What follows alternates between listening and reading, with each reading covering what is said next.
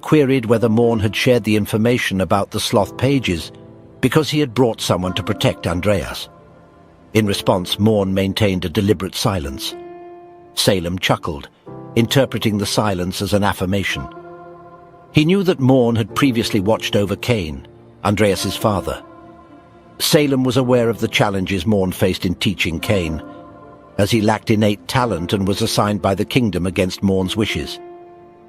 Interrupting Salem's deductions, Morn countered with a question of his own. He asked Salem if he knew the origin of necromancy. Taken aback by the sudden shift, Salem expressed surprise. Morn recalled a poignant memory from his youth, a green-haired woman whom he deeply loved. He shared with Salem that necromancy represented an obsession with immortality, recounting a sorrowful scene where he and his beloved sat hand in hand on a cliff, bidding farewell as the sun set. Morn attempted to elaborate further, explaining how necromancy manifested as a pursuit to keep loved ones forever by one's side. He described a ritual involving a magical circle made of blood, where he placed his beloved in the center, touched her hand, and held her one last time, tearfully bidding her farewell. Salem listened intently, absorbing Morn's heartfelt tale. Curiously, Salem questioned if this tale originated from an old fairy tale. Morn responded with a simple, perhaps. Continuing their discussion, Salem probed deeper, realizing Morn's connection to the Cromwell family extended beyond Cain. However, Salem understood that further inquiry would yield no answers from Morn, so he decided to leave the matter be. Morn shifted the focus back to Andreas, inquiring about Salem's opinion of him. Salem, with a mischievous smile, divulged that he already knew everything, having spied on Andreas through his zombie fly. Salem stated that Andreas was one of the most eccentric individuals in the world, surpassing even Salem himself. Salem eagerly awaited Andreas's future development, intrigued by the unpredictable path he would traverse. Meanwhile, a man with a distinguished moustache introduced himself as William Hollington, extending his hand towards Andreas for a handshake. Addressing Andreas by his name, William invited him to take a seat while Lucia stood nearby. As they settled on the sofas, William apologized for having to travel all this way just for the initial settlement of the potion profits. He explained that he wanted to speak with Andreas in person, wearing a cheerful expression. William continued, expressing his excitement about their future collaboration and how Andreas had become a close friend with Lucia. Andreas responded, expressing his anticipation for the meeting with William. He expressed his gratitude for all the help William's daughter Lucia had provided by offering him such a good deal. Hoping to ease any tension, William mentioned that Andreas, being the producer, deserved his fair share of the profits. However, Lucia, in an arrogant tone, interjected, reminding Andreas that she was the one who ensured he received such a favorable deal. Passing a contract to Andreas, William asked him to review it.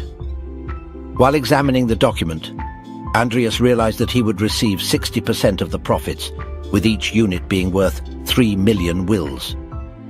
As he calculated the staggering amount he would be receiving, Andreas's face transformed into complete shock upon realizing that he would be receiving over 1.8 billion wills. He thought to himself that over 1,000 units had been sold in just a month. While Andreas was still flabbergasted, William remarked that the potions were selling rapidly, indicating that the next sum Andreas would receive would be even larger. With a warm smile, William suggested they stop discussing business matters and enjoy a dinner together. He also mentioned that since this was the first time Lucia had brought a friend, he was looking forward to hearing Andreas's story. Andreas blushed upon hearing William's remark, especially when he added that Andreas was a boy. A month later, Andreas found himself on a train, marveling at the popularity of the Everlast potion, which had become a hit not only for combat, but also in high society circles. Due to increased demand, the trading company had decided to expand its suppliers and production facilities. While inside the train, Andreas couldn't believe that over 2,000 units had been sold in just a month. He regretted not purchasing a tablet earlier, as he hadn't anticipated making such a significant amount of money from the potion alone. Thanks to the potion's popularity, he had also gained more support from the nobility, leaving him with a total of 6 billion wills. Even after buying back Cromwell's estate for 3.5 billion, including handling fees, he would still have plenty of money to spare. The train announcement notified passengers of the upcoming stop at Harter Station, near the National Cemetery. Andreas, holding a bag, rose from his seat, realizing that he needed to retrieve the signet ring first. As the sky transformed into a beautiful orange hue, signifying the approaching night, the cemetery gate appeared picturesque before Andreas. He walked toward a small house and noticed a hooded man standing next to the old man, piquing his curiosity. Approaching them, Andreas was warmly welcomed by the old man, who invited him inside for tea. Andreas, intrigued by the presence of the hooded man, inquired about his identity. The old man explained that he had invited him to act as a guarantor, as he believed it would help avoid future problems. Inviting Andreas to join them inside the dark room, illuminated by a crackling fire, the old man and Andreas took their seats, while the hooded man remained standing. Glancing at the hooded man, Andreas thought to himself that a guarantor wielding a sword and concealing his face seemed like an obvious deception. He knew that the old man, Paimon, had been practicing necromancy there for a long time, but he considered him no more than a small fry, compared to Karen from the game. Reflecting on his status, Andreas realized that Paimon posed no threat to him at his current level. Andreas contemplates an extraordinary transformation of Nickel. Aware of its ability to harness aura, he realizes that unless faced with an opponent of the Aura Master level, victory against him is virtually impossible. The only unknown factor was the strength of the hooded man.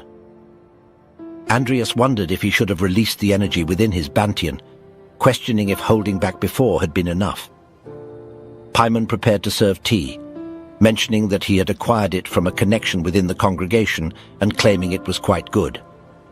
With a disinterested expression, Andreas expressed his desire to discuss the matter of the signet ring instead of focusing on tea. Annoyed, Paimon retorted, remarking on Andreas's impatience. Andreas informed Paimon that the corpses he had purchased were mediocre, but due to Paimon's accommodating nature, he decided to exchange the ring for 5 million wills, causing Paimon to widen his eyes in shock. Paimon's expression shifted to a grin as he commented that Andreas had grown greater without him even noticing, adding that he was also generous. However, he reminded Andreas that despite his despicable nature, he was still a count. Paimon's face turned ominous as he declared that the price of secrecy was not cheap.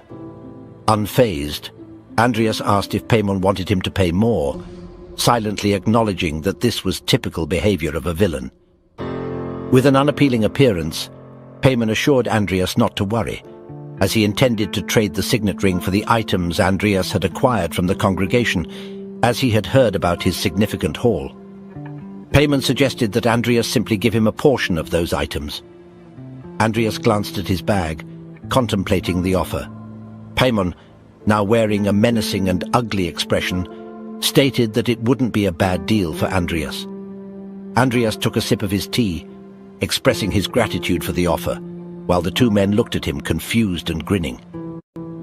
Setting down his cup, Andreas requested clarification, emphasizing that he would offer 5 million wills and nothing more.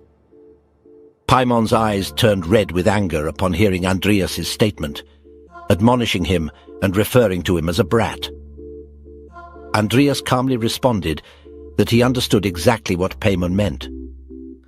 However, wearing a confident grin, Andreas remarked that he knew Paimon had never intended to make a fair deal in the first place. Paimon fell silent for a moment, exchanging glances with the hooded man, who began unsheathing his sword. The hooded man advised Paimon that their business was concluded. Suddenly, a portal materialized behind Andreas, and an evolved Nickel emerged from it. Andreas confidently stated that he was growing tired of this charade. The two men were astonished at Andreas's display, revealing a menacing nickel. Andreas posed a question in a threatening manner, asking Paimon if he genuinely believed he could defeat him. Paimon stood up, instructing the hooded man to attack Andreas and seize all his belongings. Suddenly, something catches the hooded man's attention. He notices Nickel, who appeared behind Paimon preparing to slash him, but in the nick of time, the hooded man intercepted a devastating slash from Nickel. While Andreas calmly observed the unfolding battle, his confidence unwavering. Congratulations on reaching this point. If you've managed to make it this far, please leave a comment saying "let him cook" to confuse those who skipped this section or failed to watch the entire video. Andreas remains composed in his seated position, anticipating the unfolding events of the deal.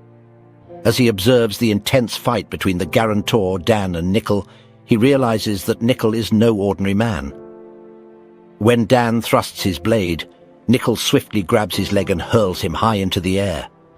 In mid-air, Nickel imbues his sword with an aura, causing it to glow brightly, revealing a newfound strength after evolving.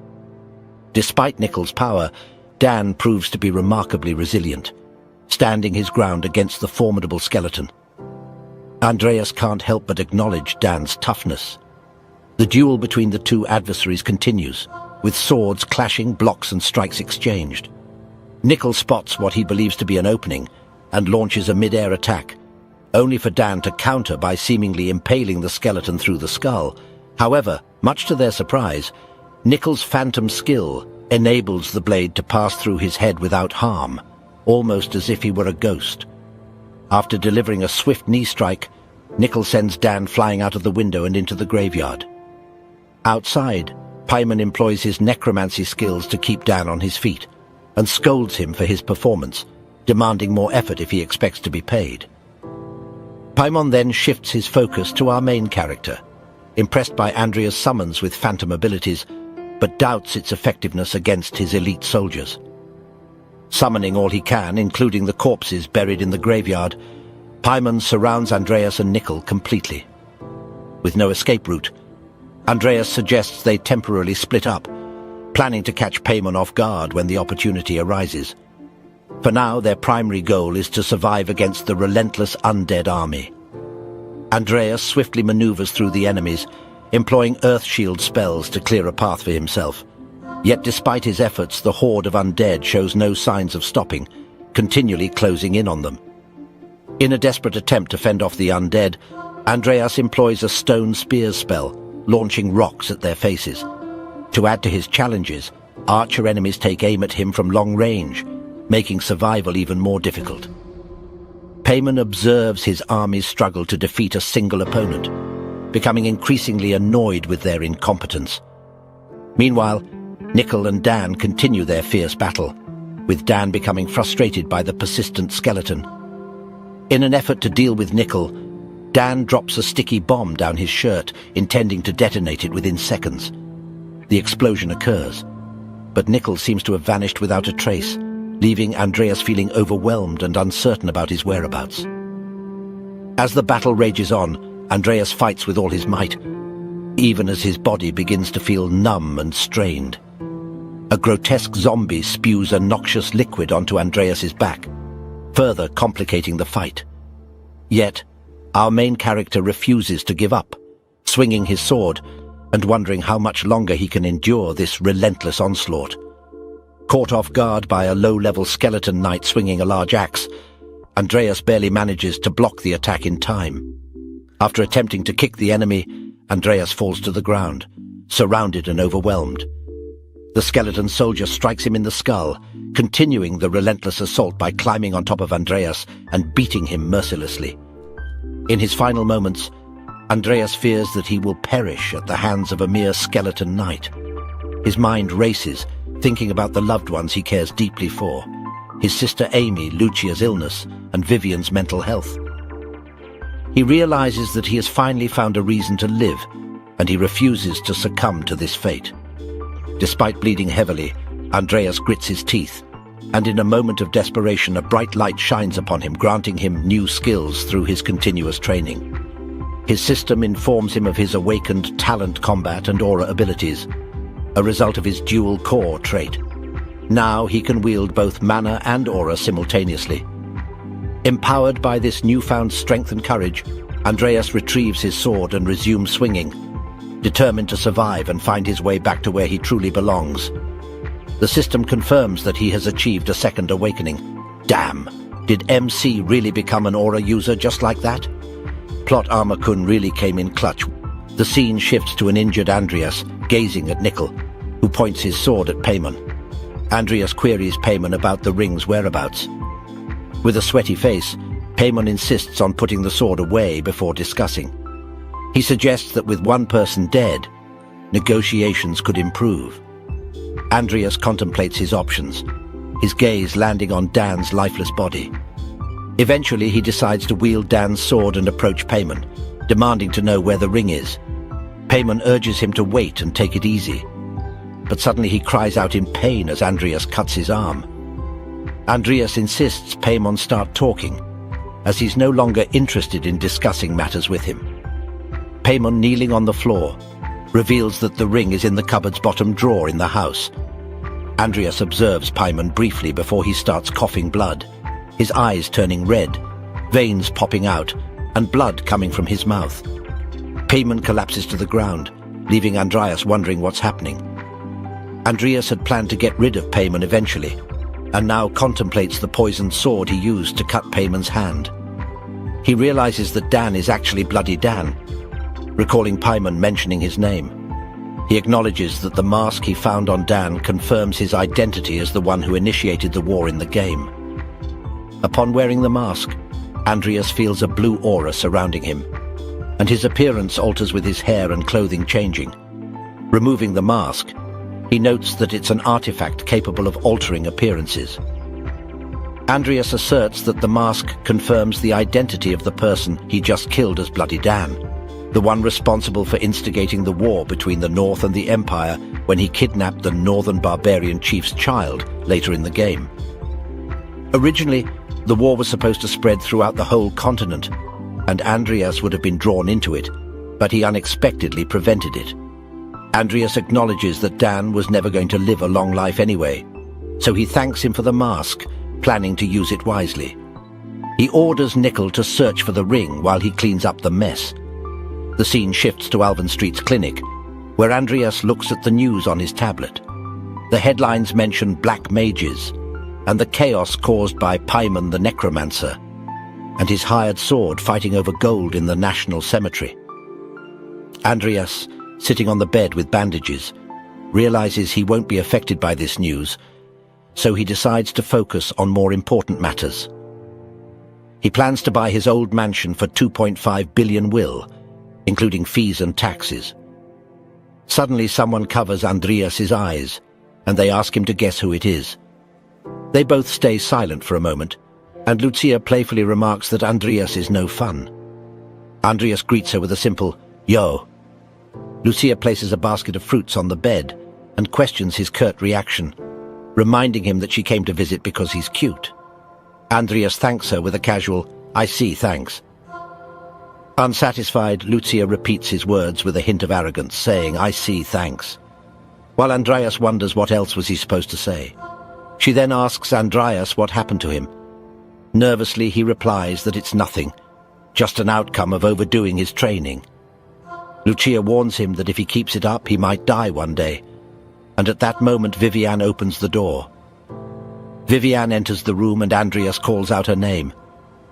They lock eyes for a moment, and with a hint of relief and worry on her face, Viviane addresses Andreas as Mr. Fairy. She rushes past Lucia and jumps straight onto Andreas while carrying that bakery, expressing her concern for him. Andreas smiles and reassures her that he is all right, while Lucia looks on with a hint of jealousy. 1 week later, the scene shifts. In the canvas of exquisite splendor, a resplendent picture unfolds, depicting a regal and opulent carriage adorned with intricate filigree, traversing a landscape of unparalleled beauty. The celestial dome above presents a tapestry of hues, where the sun's luminous rays intermingle with the ethereal wisps of clouds, imbuing the heavens with a kaleidoscope of colors. The resplendent panorama below unfolds like a mesmerizing tableau. A vista of picturesque land replete with verdant meadows, undulating hills, and placid waterways that mirror the heavens' majesty. This masterful artwork evokes a sense of grandeur and wonder, enthralling the beholder with its harmonious blend of elegance and enchantment. Sorry about that. Andreas and his sister are inside the carriage.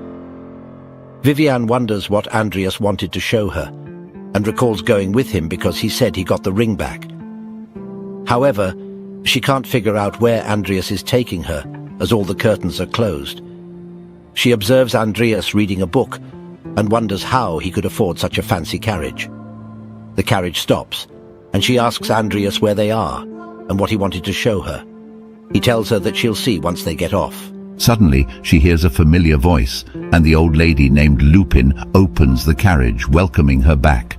Shocked, Amy asks what's going on and why Lupin is there. Andreas explains that he asked Lupin to work as their head maid again. Worried, Amy tells Andreas that they can't afford it right now.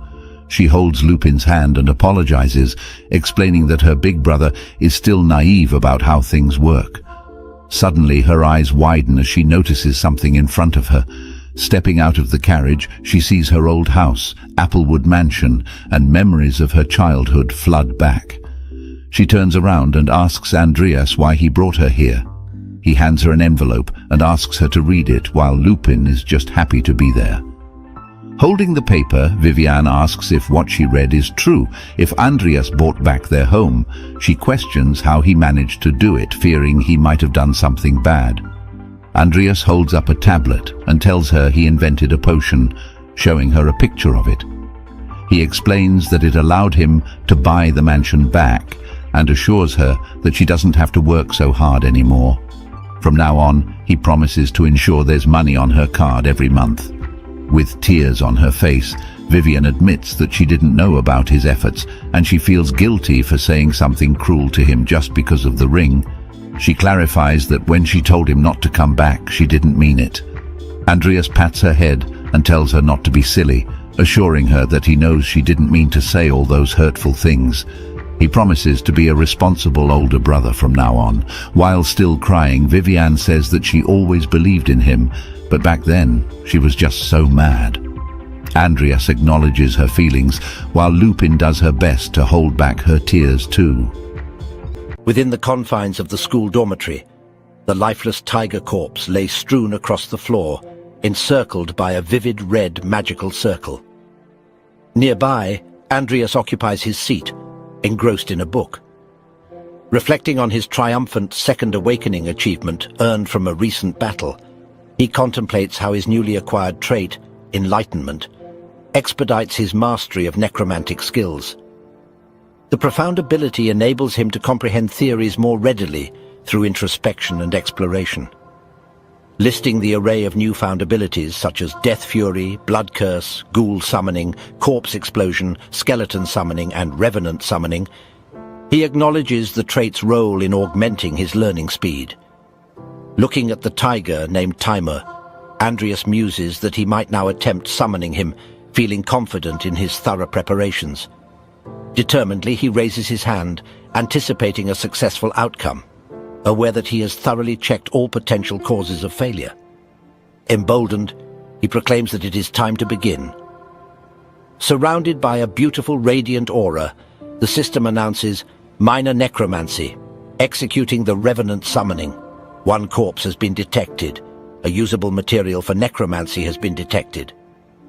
With dual core utilization at his disposal and Nickel's evolution, he contemplates the addition of Timur's formidable might, envisioning the strength of an entire troop in himself alone. He declares, "Arise, O monarch of the tribe who made the continent tremble."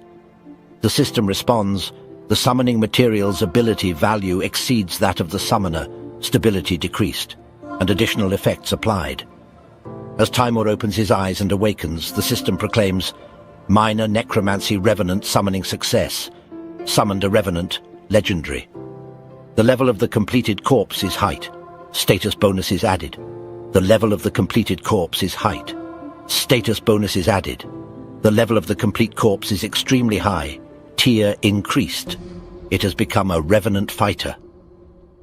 The level of the corpse is transcendent. It has regained some of its former egos. Revenant fighter legendary. Named Timer, an undead on tier 5 with mana 891, with traits named Egos, its mastery are Fist and Berserk. Timur's mighty howl resounds with such intensity that Andreas nearly succumbs, but he manages to cast a soundproofing magic to shield the surrounding from the deafening noise. As Timur bows before Andreas, Andreas proclaims himself as Timur's new master. The journey of the seasons commences with the enchanting arrival of spring, where the world awakens from its slumber, and the trees begin their verdant transformation, adorned with lush emerald foliage.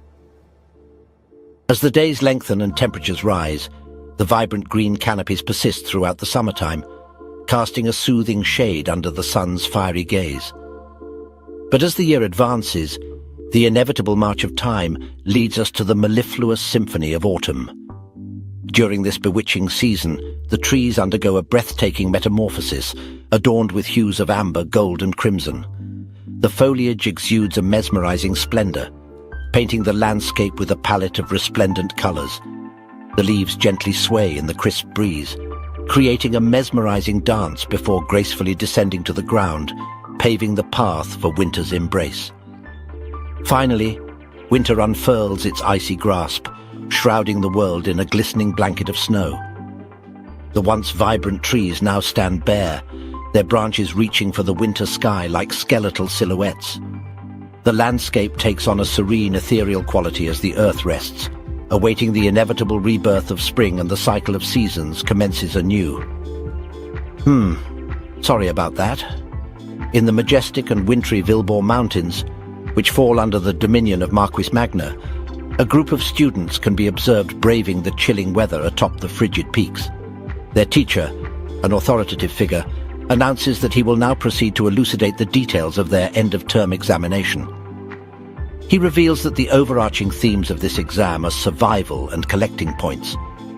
Each student is required to spend a grueling 72 hours on this arduous mountain, tirelessly seeking out hidden points scattered throughout its vast expanse. Diane's friend, a fellow student, taps Diane's shoulder amicably and expresses her unwavering belief in Diane's ability to outperform everyone once again. The teacher further informs the students that their bracelets, serving as a mark of distinction, also contribute to their overall score. Consequently, the idea of seizing someone else's bracelet to bolster one's own chances becomes an enticing prospect.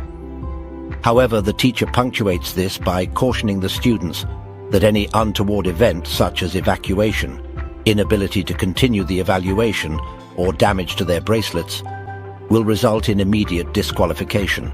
This declaration sends shockwaves through the sea of students, leaving them momentarily stunned.